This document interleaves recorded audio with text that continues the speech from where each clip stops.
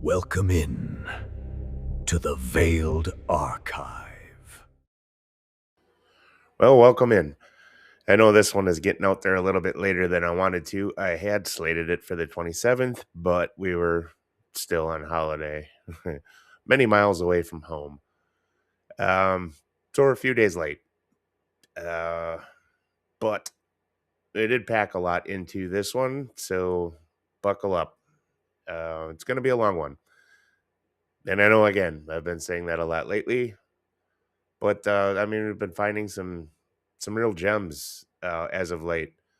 And I know, like last week, we talked about, Akasha, and how I found that one originally on TikTok. Well, this one, we found out just by chance, really, on Threads. And I could not have been more surprised. Uh, but yeah, having said that, let's dive into this. Welcome in or welcome back to the Veiled Archive. Today, we are not merely reviewing a book, we are performing a forensic audit on the ruins of the soul. We are dissecting The Ones Left Behind by Daniel Camposano, a work that occupies the precise jagged intersection of the post-apocalyptic survival blueprint and the psychological siege pillar. This is a story where the sky is a predator, and the only path to salvation is a lost mythology shared between a man and an algorithm. The Lost Mythology. In the architectural ruins of a world broken by a war long forgotten, survival is not merely a matter of biological persistence, it is a matter of salvaged identity.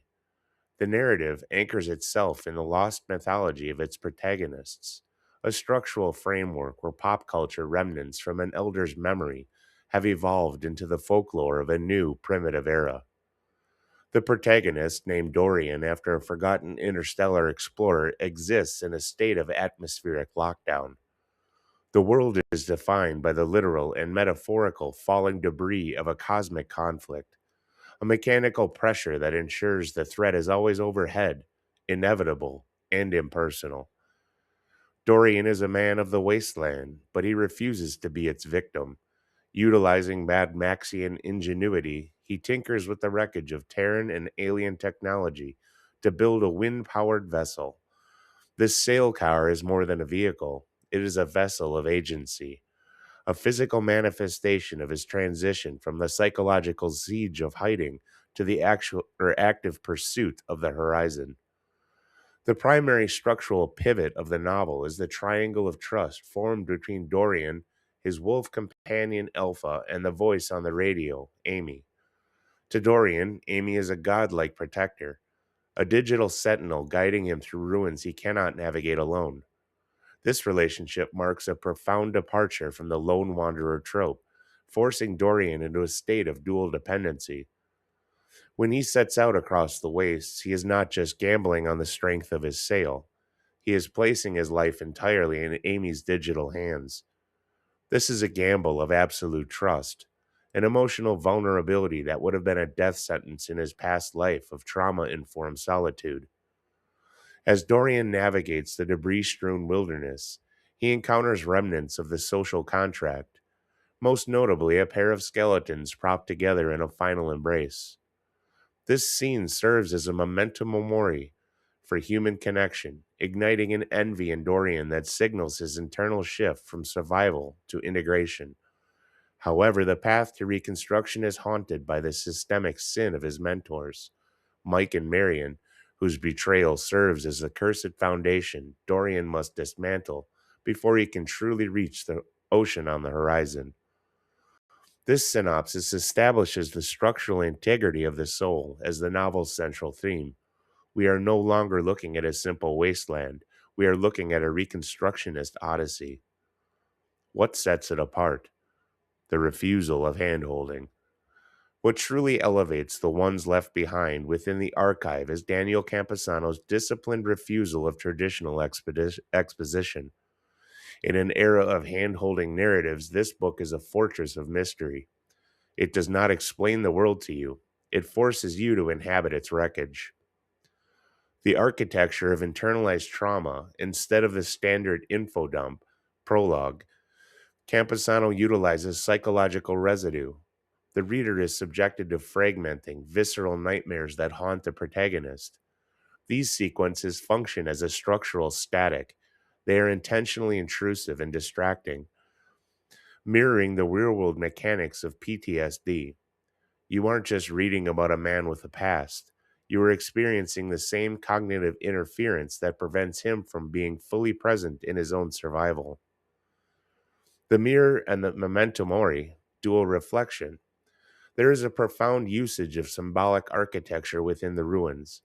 One specific encounter involves the discovery of two intertwined skeletons, a silent physical testament to a social contract that has long since expired. This serves as a memento mori not for life, but for connection. This is immediately contrasted by a masterclass in the disassociative self, an encounter with a mirror. In a world where you are always the prey, seeing a human face, even your own, is a threat. This structural self-hostility is a rare find in post-apocalyptic fiction, illustrating the depth of Dorian's alienation from his own humanity. Dense architectural prose as a narrative tool. The most daring choice Camposano makes is the physical structure of the text itself. The use of extended, paragraph-length chapters is not a stylistic whim, it is a mechanical simulation. The density of the prose mimics the weight of what lies beyond sight. It forces a slower, more deliberate reading pace that mirrors the cautious, claustrophobic movement of a survivor navigating a debris-choked wasteland. You don't just read the chapters, you navigate them, feeling the same atmospheric lockdown that defines the protagonist's reality. By focusing on these narrative engines, you are prepared to experience the book without being robbed of the shocks found in the final third of the novel. And what have been the reader's response? It's an aesthetic of decay. Readers have lauded the novel as a beautifully crafted atmospheric journey that paints a landscape both decayed and breathtaking. The writing is praised for its vivid and poetic force, making small moments like recalling lost flavors carry profound significance. Critics note the masterful pacing, which slowly unravels the mystery of the world's collapse while maintaining intense encounters and psychological torment. Fans highlight that the world building is subtle yet immersive, creating a quiet melancholy that stays with you long after the final page. And then our author spotlight. In this remarkable debut, Daniel Camposano established himself as a systematist of dread. He does not merely participate in the genre, he engages with its fundamental blueprints to solve a modern problem. How to make a ruined world feel personally, psychologically invasive. Camposano effectively bridges the gap between the Gothic architectural prison, transformed here into the debris-choked ruins of Earth, and the scientific monster, where the threat is both cosmic and algorithmic. The engineering of structural betrayal, one of Camposano's most sophisticated achievements, is his dismantling of the pillar of protection. In the traditional survivalist arc, the mentor or father figure provides a sanctuary of morality. By transforming Mike, the man who saved Dorian from his biological parents, into the leader of a cannibalistic tribe, Camposano performs an act of systemic betrayal. This isn't just a plot twist, it is an architectural demolition. It justifies Dorian's shift into the lonesome wanderer defense mechanism, proving that in this world, family is the most dangerous structure of all. Intentionality and the hegemony of fear. Every stylistic choice in The Ones Left Behind reveals an author with a deep understanding of the hegemony of fear. The sail is agency. The wind-powered vessel is a deliberate choice of low-tech sovereignty, signaling a shift from being a victim of the environment to being its navigator. The hidden names. Using Dorian and Aimee as echoes of a lost pop culture mythology shows a commitment to the idea that history and identity is something that must be salvaged and reassembled. the synthesis of two worlds. Camposano refuses to handhold his readers through the nightmares of Mike and Marion. This refusal is a mark of structural confidence. He trusts the reader to earn their understanding of the protagonist's changes through the prose itself.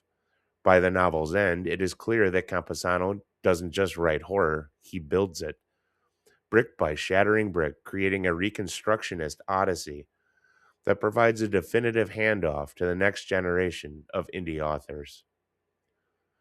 And for forensic comparisons, it's like to say the unbroken chain of aftermath. To truly decode the architecture of the ones left behind, we must look at the specific structural handoffs Daniel Camposano has accepted and refined. This work does not exist in a vacuum. It is a vital link in the lineage that moves fear from the external ruins to the internal psyche. The literary blueprint, the DNA of the page. The Road by Cormac McCarthy. Camposano adapts McCarthy's unrelenting environmental pressure. However, where McCarthy focuses on the biological expiration of humanity, Camposano utilizes the falling debris to focus on psychological reconstruction. It is the road if the character stopped running and started building. A Boy and His Dog by Harlan Ellison. The survivalist bond between man and beast is a direct handoff, but Camposano performs a subversion of utility. While Ellison's duo is defined by cynical telepathic necessity, Dorian and Alpha are defined by a bridging of empathy. The wolf is the anchor that prevents Dorian from drifting into total animalism. The Martian Chronicles by Ray Bradbury. This is the source of the Lost Mythology feel. Much like Bradbury's Martians and Colonizers, Dorian and Aimee exist in the ruins of a high-tech golden age that has become the folklore and god logic of a primitive scavenging present. Station 11 by Emily St. John Mandel. For the structural use of pop culture as religion, the names Dorian and Aimee serve the same function as the Dr. 11 comic in Mandel's work. They are the blueprints used to rebuild a sense of self when history has been erased. The Stand by Stephen King. Specifically for the moral bipolarity of the Reconstruction, Mike and Aimee represent the flag and Abigail poles of the hegemony, one drawing humanity back into predatory chaos, the other leading it toward a disciplined technological future. And then the cinematic and interactive blueprint, or the DNA of the screen. The Last of Us. The primary DNA here is the evolution of trust. Dorian's journey mirrors Joel's,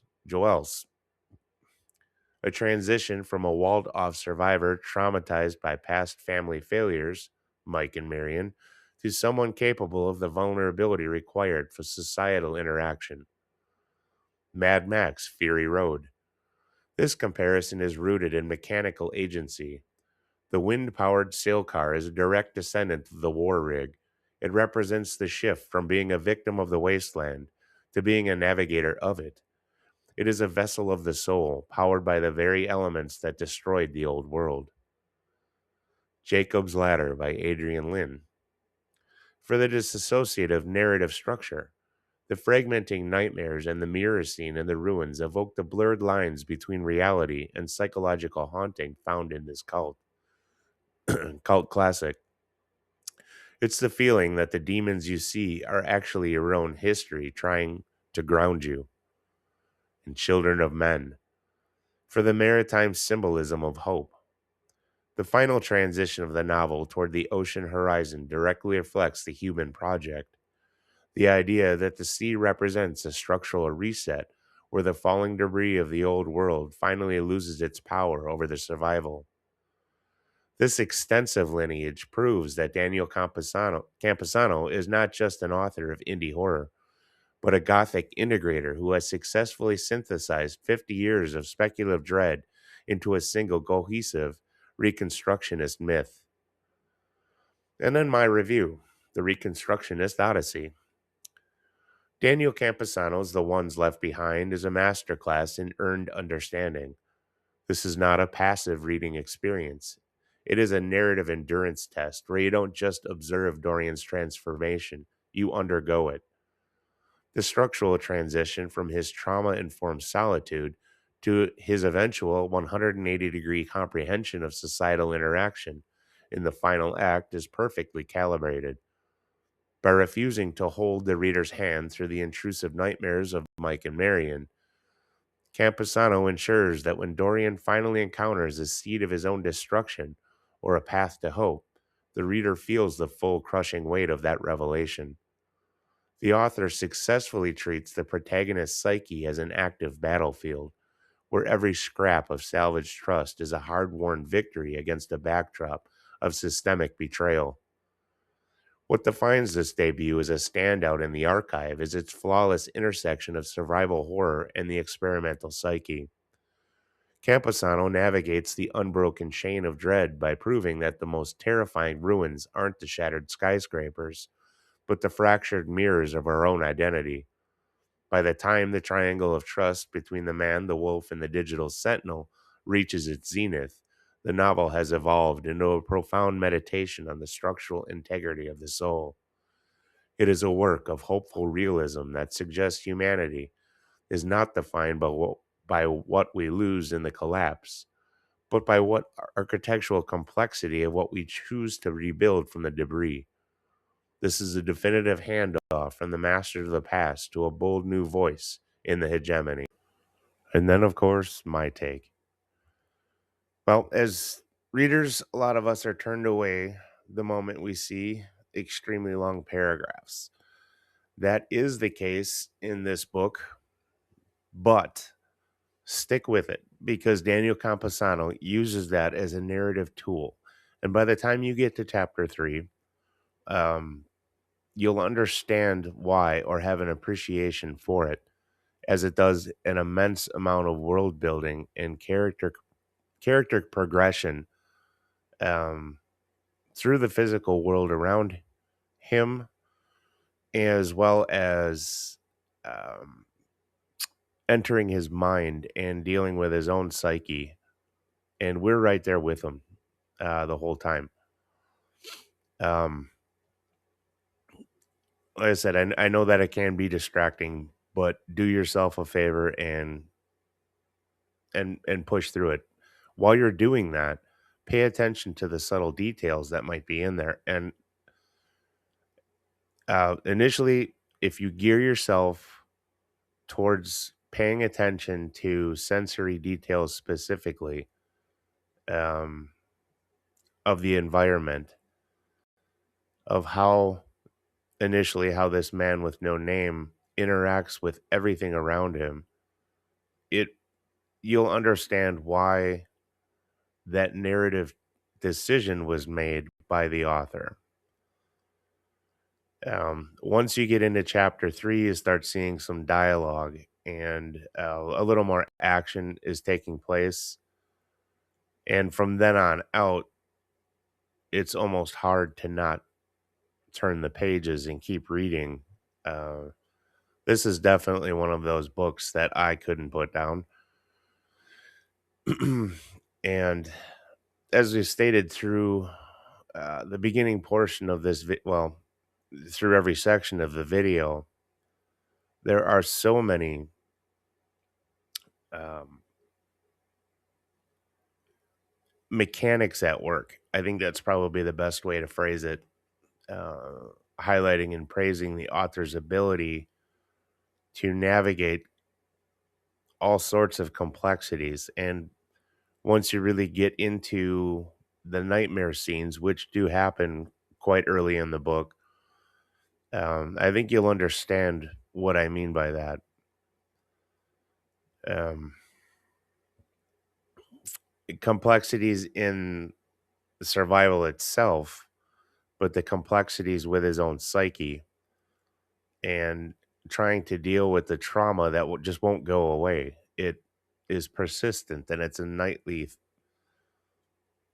nightmare that this man has to contend with on top of finding a way to survive every day and moving around and not staying in one place for too long. And as you get further in the book, you understand exactly why until we get to the cosmic dread portion of having to navigate something that no one in their right mind would attempt. And that comes via character progression and moving away from the solitude that kept him safe, or at least made him feel safe, when he absolutely had to trust in something or someone other than himself. It's a perfect, well, almost metaphor, I guess, for what we are dealing with in society today, as well as certain aspects of technology that we are also contending with. Um, it is no secret because Daniel Camposano has the voice on the other end, the radio connection, in the book bio. Um, but it's a thing that this man with no name needs to learn to trust. And when you've been living on your own for decades, that's a very difficult thing to do. But it's not just him or the voice that he hears. It's also having to respect and commune with the encroaching nature that's taking back and reclaiming Earth. Um, but the wasteland portion of this experience is harrowing, to say the least. And that was, the whole book was just a major win in my opinion. And on that note, it is on Amazon through Kindle and a paperback version. I will have the link for that in the post description of the video. Um, but I think the biggest takeaway from me is this being a debut novel. I couldn't believe the intricacy, and again, I will state the complexity of navigating so many of the pillars of not just horror, but science fiction as well, and then blending them into something that just absolutely belongs on this channel. Um, it's a perfect blend of both into, you know, that introspective um, visage or mental image that we all have of a post-apocalyptic future. um, and by the time you get to the end, I would imagine you'd agree with me that we need more. The story leaves off with plenty of narrative capital to spend, and uh, I really and truly hope that there is more in store from Daniel Camposano, because he has earned this reader's respect and admiration, and I know he will earn yours as well. Before we close the ledger on Dorian and Aimee, I want to pose a challenge to the archive. If the world as you knew it were to end tomorrow and your identity were stripped away to its most basic structural elements, what is the one piece of lost mythology, a story, a song, or a name that you would salvage to rebuild your sense of self? Share your blueprint for identity in the comments. Let's see if we can find the common threads that would hold us together when the debris begins to fall. And then finally, the foundation of community. Building this archive is a foundational necessity, not just for this channel, but for the community of authors and readers who seek a nesting place for intelligent conversation. If this deep dive helped you see the unbroken chain of dread more clearly, I ask that you like and subscribe. This simple act of support helps these independent authors as much as, if not more than, the channel itself. Every new subscriber strengthens the foundation of this home we are building for those who refuse to settle for shallow stories. And that is our deep dive into the wreckage of the ones left behind. If you crave a narrative that values revelation over simple salvation, Daniel Camposano is an author you need in your library. Next time on the Veiled Archive, we cross a different kind of threshold. When grief becomes madness, reality becomes a choice. We will be dissecting The Widow by Andrea Greeton. This is our first husband-wife duo of dread, as Andrea is the wife of Zachary Greeton, who we've already encountered into the ledger. Her work is a spiraling journey of emotional, raw grief that fans of Black Swan and Gillian Flynn won't want to miss. Until then, don't let the shadows settle as we close the archive for now.